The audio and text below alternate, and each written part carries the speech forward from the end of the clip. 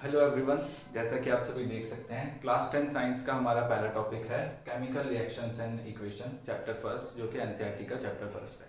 Start करने से पहले मैं आप सभी को बताना चाहूँगा कि इस चैप्टर के नोट्स आप हमारे डिस्क्रिप्शन से भी डाउनलोड कर सकते हैं, जिससे कि आपको उस चैप्टर को बाद में पढ़ने में भी हेल्प मिल सकती है। इस चैप्टर का हमारा पहला टॉपिक है केमिकल रिएक्शन। तो केमिकल रिएक्शन होता क्या है? केमिकल रिएक्शन अगर हम साइंटिफिकली देखें तो एक ऐसा रिएक्शन जिसमें कि गैस का इवोल्यूशन हो सकता है, चेंज ऑफ कलर हो सकता है, चेंज ऑफ टेम्परेचर हो सकता है, ठीक है। पर ये तो साइंटिफिक एक्सप्लेनेशन हो गया। पर अगर हम नेचुरल लाइफ में देखें तो केमिकल चेंज मतलब, अगर सिंपल वर्ड्स में बोला जाए, केमिकल चेंज का मतलब हुआ कि जिसमें कोई नई चीज़ बनती हो। अब नई चीज़ कैसे? जैसे एक सिंपल सा केमिकल चेंज लेते हैं। अगर हम एग को बॉईल कर लेते हैं तो उसकी प्रॉपर्टीज़ कम्प्लीटली डिफरेंट हो जाती है। अगर हम किसी चीज़ को जला देते हैं, वुड को अगर जला देते हैं, तो उसकी प्रॉपर्टीज़ बिल्कुल ही अलग हो जाती है। तो ये दोनों ही एक तरह के केमिकल चेंज के एग्जाम्पल हैं। आयरन पे रस्ट लगना भी एक तरह का केमिकल चेंज है। पर वहीं पे अगर हम फिजिकल चेंज देखें, एक छोटा सा एग्जाम्पल उसका ले कि हमने वुड को कट किया, उसकी चेयर बना दी, पर वो रही तो वुड ही, उसकी केमिकल प्रॉपर्टीज़ में कोई चेंज नहीं आया। इसके लिए हम कह सकते हैं कि केमिकल चेंज और फिजिकल चेंज में हम इस तरह से डिफ्रेंशिएट कर सकते हैं। बाकी ये चार चीज़ें हैं, तो इन चारों में से कोई भी एक चीज़ अगर चेंज होती है, एक या एक से ज़्यादा भी चेंज हो सकते हैं एक केमिकल चेंज में। उसके कुछ एग्जांपल मैं आपको बता चुका हूँ। अब उसके बाद आता है केमिकल चेंज को अगर हम लिखना चाहें तो उसको लिखेंगे क्या?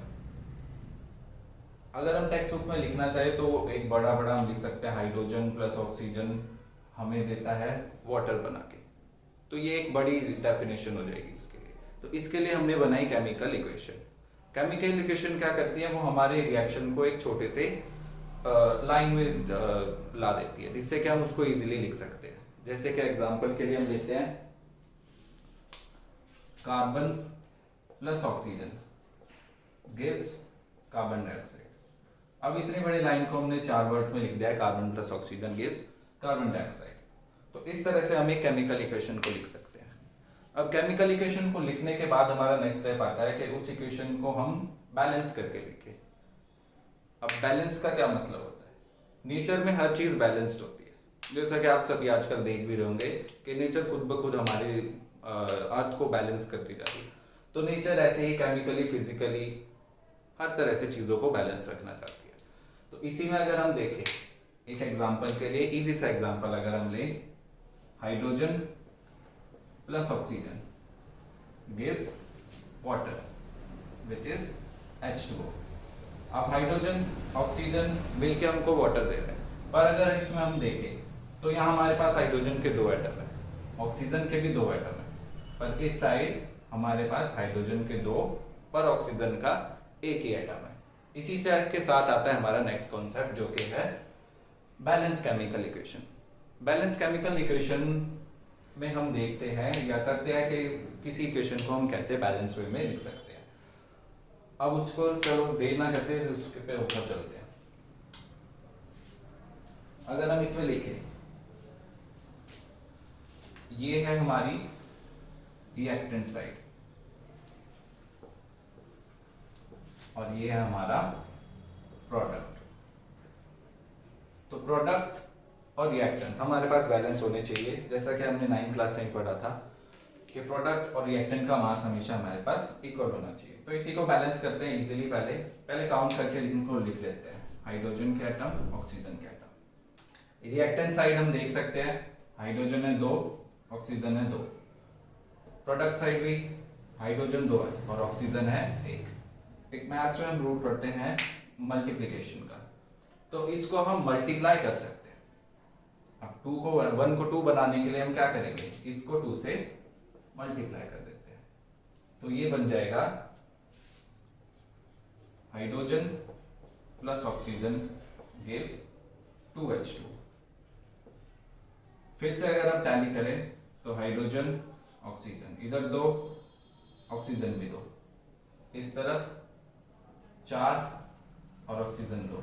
अब यहाँ पे हमारे पास हाइड्रोजन बैलेंस हो चुका है, ऑक्सीजन बैलेंस हो चुका है, पर हाइड्रोजन को हमको बैलेंस करना है। अब 2 को 4 बनाने के लिए, जैसे कि सभी जानते हैं, हम इसको क्या कर देंगे, 2 से इंटू कर देंगे और हम क्लियरली इसको फिर एक बैलेंस केमिकल इक्वेशन में लिख सकते हैं कि 2 hydrogen plus oxygen gives 2H2। अब हम आराम से अपने पास देख सकते हैं कि ये इक्वेशन हमारे पास बैलेंस हो चुकी है। इसमें अगर हम काउंट करें, इधर 4 हाइड्रोजन 2 ऑक्सीजन और इधर भी 2 into 2 4 हाइड्रोजन 2 into 1 2 ऑक्सीजन। तो जैसा कि हम सभी देख सकते हैं कि इक्वेशन हमारे पास हो चुकी है बैलेंस।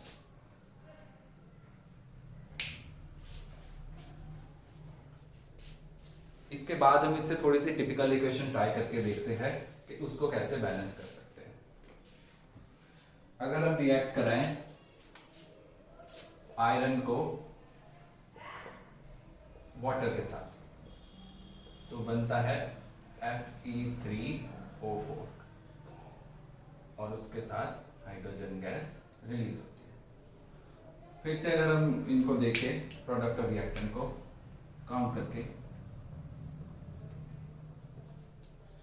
Fe1 हाइड्रोजन 2 ऑक्सीजन 0 और इस तरफ Fe3 हाइड्रोजन 2 ऑक्सीजन 4।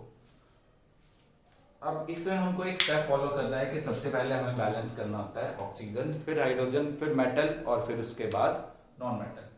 तो सबसे पहले ऑक्सीजन को अगर हम बैलेंस करें, इधर है 1 ऑक्सीजन और इधर है 4, तो हम क्या करेंगे, सीधे सीधे इसको 4 से मल्टीप्लाई कर देंगे, जिससे कि हमारे पास ऑक्सीजन हो गए यहाँ पर 4 और हाइड्रोजन हो गए 8। अब इसके बाद हम बैलेंस कर देंगे हाइड्रोजन को, इधर 8 हाइड्रोजन और इधर 2, तो इधर क्या कर देंगे हम इंटू 4, तो हाइड्रोजन हो गए 8। अब हमारे पास बचा Fe3O4 और Fe इधर 3 है और इधर 1 है, तो इसको हम कर देंगे 3 से इंटू, और इसके बाद हम देखेंगे कि 3 है Fe दोनों साइड, ऑक्सीजन 4 और हाइड्रोजन 8, और ये हो चुकी है हमारी इक्वेशन बैलेंस।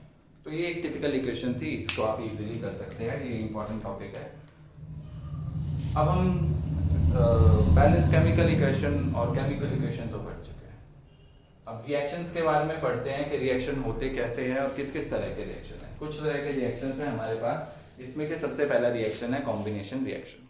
कॉम्बिनेशन रिएक्शन जैसे कि नाम से ही हमको पता चलता है किसी चीज के कंबाइन होने से होता है। तो इसमें क्या होता है, 2 या 2 से ज्यादा प्रोडक्ट कंबाइन होके, 2 या 2 से ज्यादा रिएक्टेंट कंबाइन होके एक प्रोडक्ट देते हैं। इजी सा रिएक्शन है, एक एग्जांपल देख लेते हैं।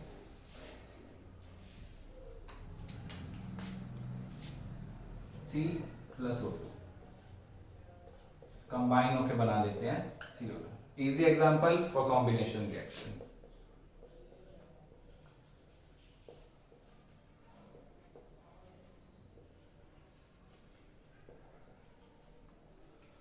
सबसे इजी रिएक्शन है कॉम्बिनेशन रिएक्शन, 2 चीजें कंबाइन होकर एक चीज बना देती है। नेक्स्ट है decomposition reaction. Decomposition reaction just इसके अपोजिट है, उसमें एक रिएक्टेंट टूट के या ब्रेक होके किसी चीज के थ्रू बना देता है 2 या 2 से ज्यादा प्रोडक्ट्स। उसका भी एक एग्जांपल देखते हैं हम।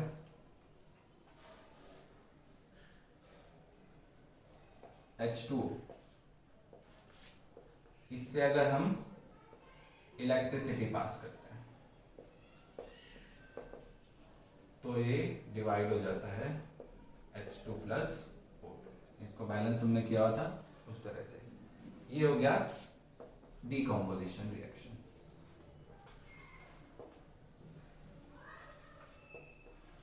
अब इस रिएक्शन को हम 3 तरह से कर सकते हैं, 3 मेथड, यानी decomposition by heat, decomposition by light और डीकंपोजिशन बाय इलेक्ट्रिसिटी, जो कि हम देख चुके हैं। इसके बाद हम देख लेते हैं बाकी 2 एग्जांपल, डीकंपोजिशन बाय हीट और decomposition by light. Decomposition by heat, CaCO3, calcium carbonate को अगर हम हीट करते हैं तो वो डिवाइड हो जाता है कैल्शियम ऑक्साइड और कार्बन डाइऑक्साइड बाय हीट। और लास्ट वाला है by light, silver chloride, silver bromide या सिल्वर आयोडाइड को अगर हम सनलाइट की प्रेजेंस में रखेंगे तो ये सिल्वर एंड क्लोरीन इनमें डिवाइड हो जाएगा।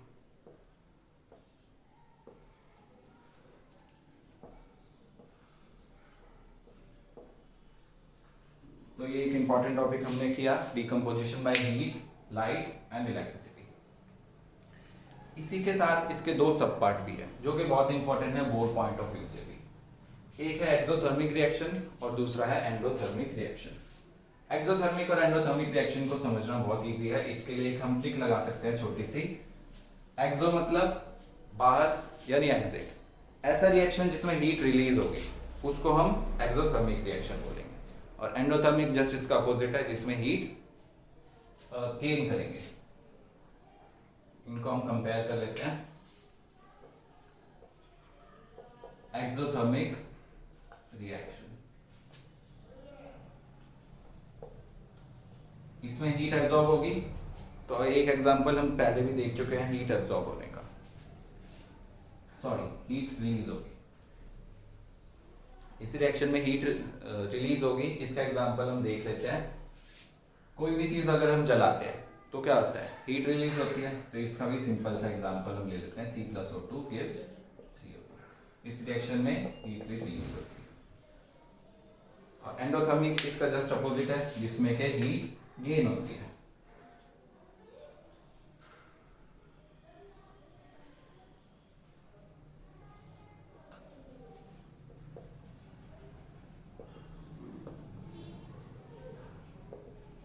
एंडोथर्मिक जिसमें हीट गेन होती है, CaCO3। एक एग्जांपल हम पहले भी कर सकते हैं डिकम्पोजिशन में बाय हीट, CaO + CO2। तो केमिस्ट्री का ये एडवांटेज है इस चैप्टर में कि हम एक ही रिएक्शन लर्न करके उसको दो या दो से ज़्यादा क्वेश्चन में भी आंसर के तौर पर लिख सकते हैं, एग्जाम्पल के तौर पर। केमिस्ट्री में जब भी हम आंसर लिखते हैं तो उसके साथ हमें इक्वेशन या एग्जाम्पल देना बहुत नेसेसरी होता है जिससे कि हम अच्छे मार्क्स स्कोर कर सकें। अब कॉम्बिनेशन और डिकम्पोजिशन रिएक्शन के बाद है displacement reaction. Displacement reaction, displace means किसी चीज को अपनी जगह से हटा देना या हट जाना।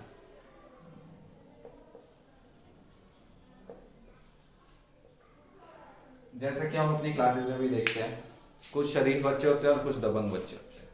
तो मान लो एक सीट है जिसपे एक दबंग बच्चे को बैठना है, पर वहां पे एक बच्चा पहले से ही बैठा हुआ है।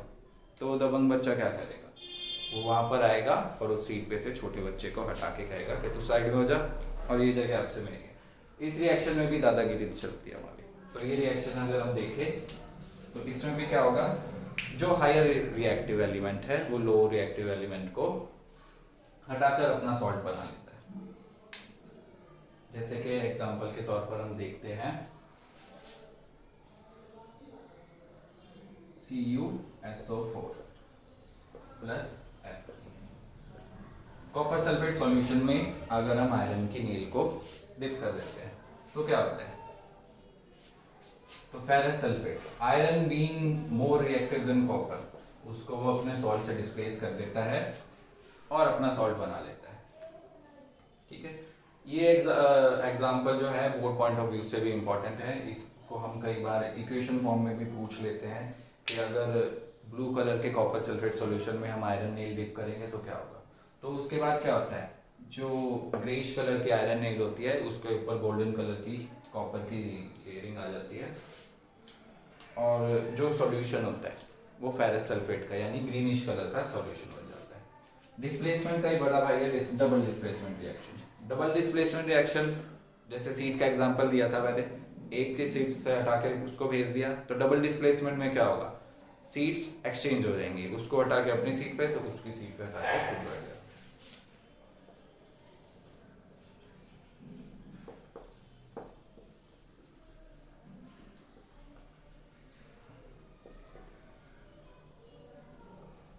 डबल डिस्प्लेसमेंट रिएक्शन, इसमें क्या होता है, दोनों ही चीजें अपने सॉल्ट को एक्सचेंज कर लेती है।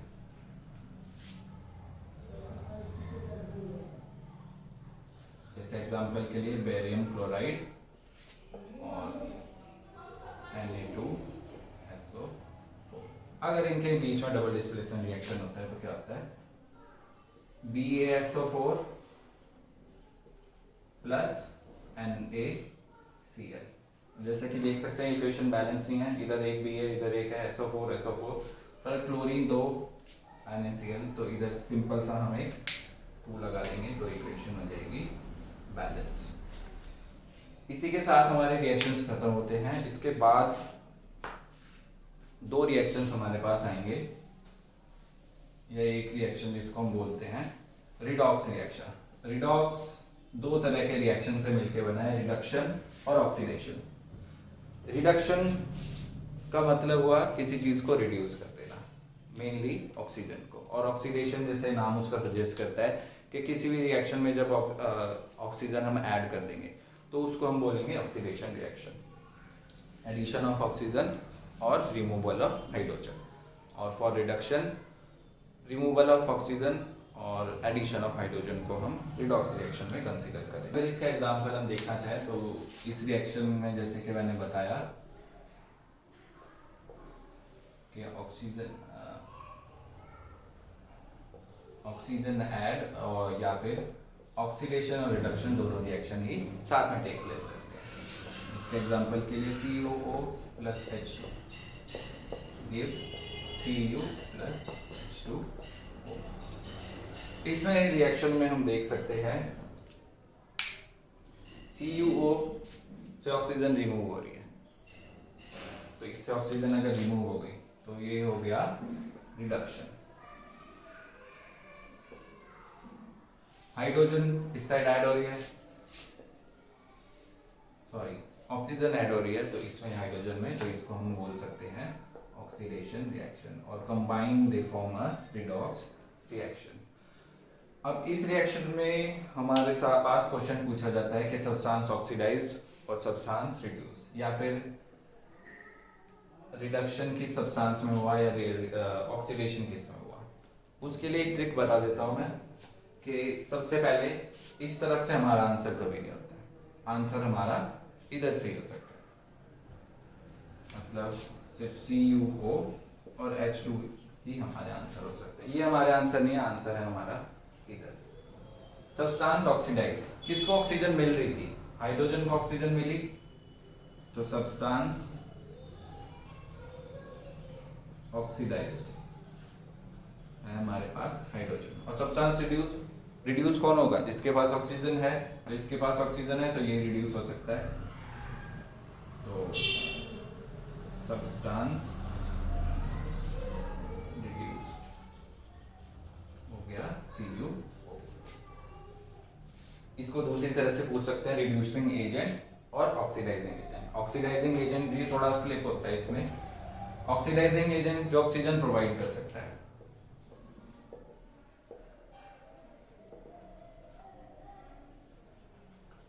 और रिड्यूसिंग एजेंट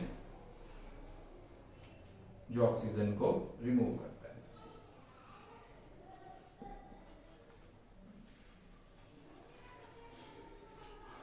तो सारे रिएक्शंस हमारे पास यहाँ पे कवर हो चुके हैं विद एग्जांपल्स। इन एग्जांपल्स को आप यहाँ से नहीं तो हमारे नोट में से भी कॉपी कर सकते हैं या लिख सकते हैं। लास्ट के 2 टॉपिक है बहुत इजी और बहुत इंपॉर्टेंट, जो कि इस चैप्टर में मोस्टली पूछे जाते हैं बोर्ड्स में। फर्स्ट टॉपिक है जिसमें कोरोजन, और सेकंड टॉपिक है हमारे पास रेंसिडिटी। तो इंटरेस्टिंग टॉपिक है, डेली लाइफ में हमारे हम रोजाना देखते हैं और इजी है, अगर एक बार इनको समझ लोगे तो कोई भी जाके एग्जाम में इनको लिख के आ सकता है। पहला टॉपिक है कोरोजन।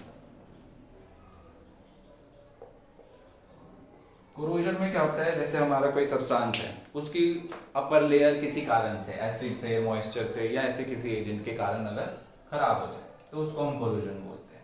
कोरोजन को कई बार हम रस्टिंग ऑफ आयरन से रिलेट कर लेते हैं, पर रस्टिंग ऑफ आयरन एक तरह से सिर्फ इसका एग्जाम्पल है, कोरोजन रस्टिंग ऑफ आयरन नहीं है। ओके, वो सिर्फ उसका एक एग्जाम्पल है। जैसे आयरन को अगर हम पानी में या मॉइस्चर में रख देते हैं तो उसकी अपर लेयर खराब हो जाती है और उस पर रस्ट लग जाता है, तो वो एक तरह का इसका एग्जाम्पल होता है।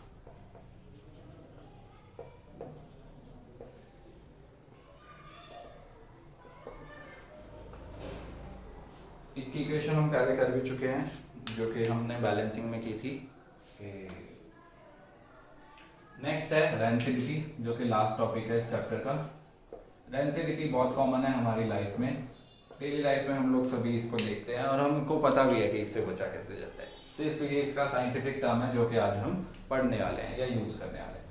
रेंसिडिटी कब होती है? जब ऑयल या फैट कंटेनिंग सब्सटेंस हो अगर और वो ऑक्सीडाइज हो जाए। किसी भी चीज़ में अगर ऑक्सीजन ऐड हो जाती है तो वो चीज़ खराब हो जाती है मेनली। इसी के लिए हमने एक वर्ड पढ़ा होगा कभी, एंटीऑक्सीडेंट्स। एंटीऑक्सीडेंट्स क्या होते हैं? जो कि चीज़ों को खराब होने से रोकते हैं।